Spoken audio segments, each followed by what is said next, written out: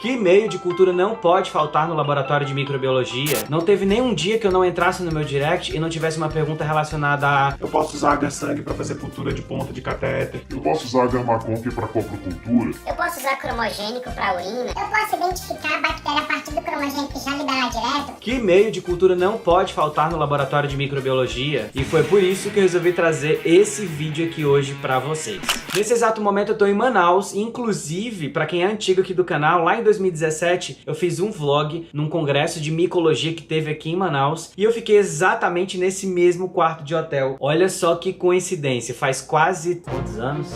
Antes de falar sobre os meios de culturas propriamente dito, eu tenho um e-book muito legal aqui na descrição desse vídeo, em que eu falo sobre formas de melhorar as oportunidades de emprego na microbiologia com 7 dicas. Baixa esse e-book agora mesmo, porque ele é gratuito e eu não sei por quanto tempo ele vai ficar disponível. Sejam muito bem-vindos a mais um vídeo aqui do canal. Esse é o Microclass, um canal que a gente fala sobre microbiologia até enjoar. Mentira, ninguém enjoa de microbiologia. E pra começar, já que o canal tá retomando os projetos, eu queria muito te pedir pra curtir esse vídeo, se inscrever se você não é inscrito e mandar esse vídeo pra alguém caso você queira ajudar o canal a crescer e propagar mais a microbiologia, que é a melhor área de todas, eu não tenho dúvida. Não é muito incomum encontrar pessoas que não saibam o que é meio de cultura, então eu vou explicar para começar o vídeo exatamente do começo. Quando a gente fala de meios de cultura, o meio de cultura propriamente dito nada mais é do que um meio, do que um ambiente propício para fazer com que bactérias, fungos, leveduras, fungos filamentosos também cresçam. E os meios de cultura podem ser aplicados para outras áreas, como a virologia, célula, enfim. É uma infinidade de possibilidades em que se pode usar os meios de cultura. Mas quando a gente fala de microbiologia, a gente está falando de meios de cultura para cultivo de micro-organismos. Eles podem classicamente ser divididos em 3, os meios de cultura em caldo, que foram os primeiros que surgiram. Naquela época ainda não tinha o agar sendo usado para solidificar o meio, então as bactérias só era possível ser vistas nos meios líquidos. Nós temos os meios semissólidos e os sólidos propriamente dito, que é o que você provavelmente já viu nas placas de Petri como esse que eu estou mostrando agora. Como eu falei, os meios de cultura servem como ferramenta de crescimento para as bactérias. Quanto mais próximo da realidade do corpo humano o meio de cultura, mais propício vai ser, mais fácil vai ser da bactéria extrair nutriente e fazer com que ela cresça naquele meio. Sem sombra de dúvidas, os meios de cultura sólidos são os melhores para a gente estudar várias características, desde o metabolismo, a morfologia da colônia, a classificação geral ali de como o micro-organismo se apresenta macromorfologicamente falando, e até mesmo se ela apresenta algum metabólito, como por exemplo o pigmento que se difunde pelo meio ou não. Todos esses aspectos gerais são muito importantes para a gente conhecer a bactéria e começar a organizar na nossa cabeça em estruturas. Então, por exemplo, uma bactéria que cresce dessa forma, ela é essa. Uma bactéria que cresce daquela forma é aquela. E assim a gente vai montando o que a gente chama de taxonomia funcional ou classificação funcional. Então, aprofundando para o tema do nosso vídeo, quais são os meios de cultura que não podem faltar num laboratório de microbiologia? Antes de você saber exatamente quais são, você precisa saber que existe uma infinidade de meios de cultura no mundo e que nem sempre você precisa, na verdade nunca você precisa ter todos eles no seu laboratório. O que é muito comum as pessoas acharem que tem que ter todos os meios para poder fazer microbiologia. Não é assim e eu falo muito sobre isso na minha assessoria. Eu presto assessoria para laboratórios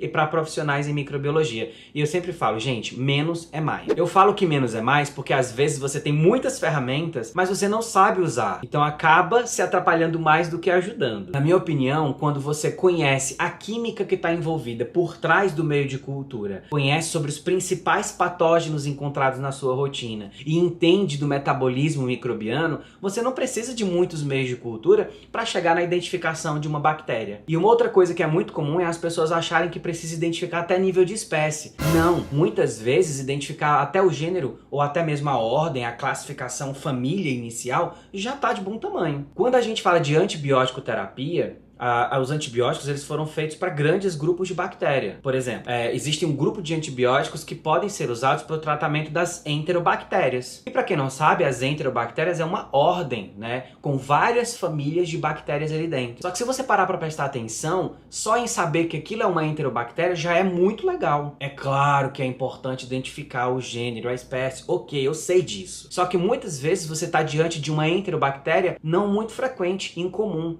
Então é melhor você falar assim, olha, eu não consigo identificar a espécie, mas o gênero eu sei. Ou, como já aconteceu lá no nosso laboratório, os estagiários falaram assim, professor, eu não sei identificar, não consigo chegar numa identificação, mas eu sei que é uma enterobactéria, cresceu numa concha, é fermentador de lactose, é fermentador de glicose, então eu sei que é uma enterobactéria, o raciocínio dele estava ótimo, mas ele não sabia como identificar, ele não tinha parâmetros bioquímicos para identificar o gênero e a espécie. E aí eu falei assim, olha, identifica só nível de ordem, nesse caso uma enterobactéria já tá bom. O médico vai saber como tratar, não se preocupa. Mas e aí, quais são os 3 principais meios de cultura, na minha opinião, que não podem faltar no laboratório de microbiologia? Tirando o Miller-Hinton, que é um meio de cultura para antibiograma e você vai usar praticamente sempre em todas as culturas, tem 3 meios de cultura que a gente usa muito para a rotina de semeios primários. Por exemplo, a amostra chega e eu semeio. Inicialmente, 3 meios de cultura que não podem faltar são agar, sangue, porque ali vai crescer todos os tipos de micro-organismos, desde fungos até bactérias, inclusive vai ser ótimo para a gente identificar grupos grandes. Por exemplo, é no agar-sangue que você consegue identificar os estrepto e o estáfilo. Uai, mas dá para fazer isso? Dá! Olha só essa foto. Colônias muito pequenininhas como essa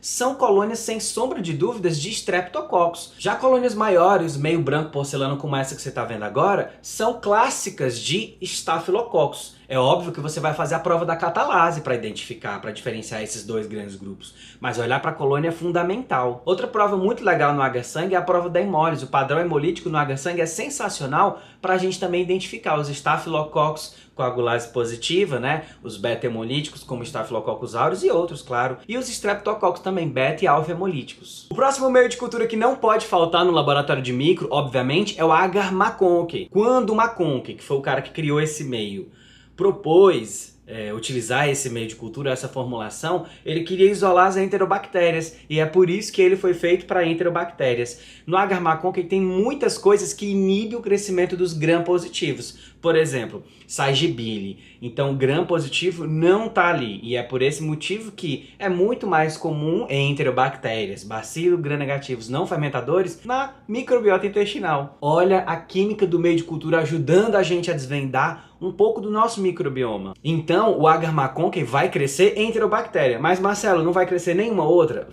Vai crescer sim. Por exemplo, enterobactérias são bacilos gram-negativos fermentadores de glicose. Agora, os bacilos gram-negativos não fermentadores de glicose também crescem, como a Pseudomonas, Acinetobacter, Burkholderia.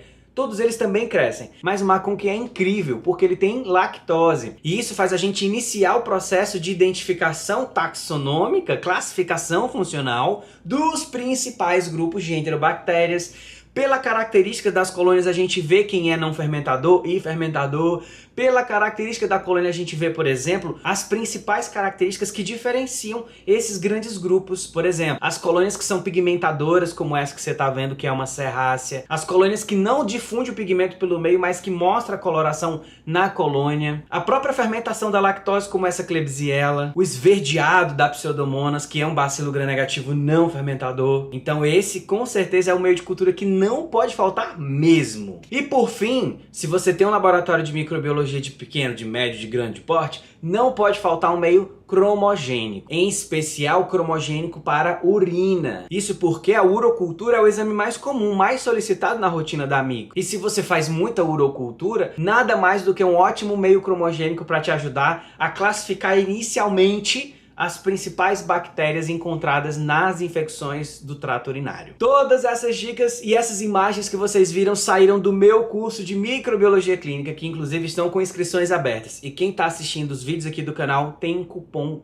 exclusivo. O link do curso e o cupom para desconto tá aqui na descrição desse vídeo. Se vocês quiserem mais vídeos como esse, deixa aqui nos comentários os tipos de vídeos que vocês querem ver, porque eu vou fazer. Um grande abraço, meus amigos. Não deixe de se inscrever aqui no canal e ativar o sininho de notificação para você não perder nenhum dos vídeos novos. Nós estamos a todo vapor produzindo o máximo de conteúdo possível. E se quiser, me segue no Instagram, que é esse aqui também. Lá eu falo todo dia de microbiologia. Até a próxima. Tchau!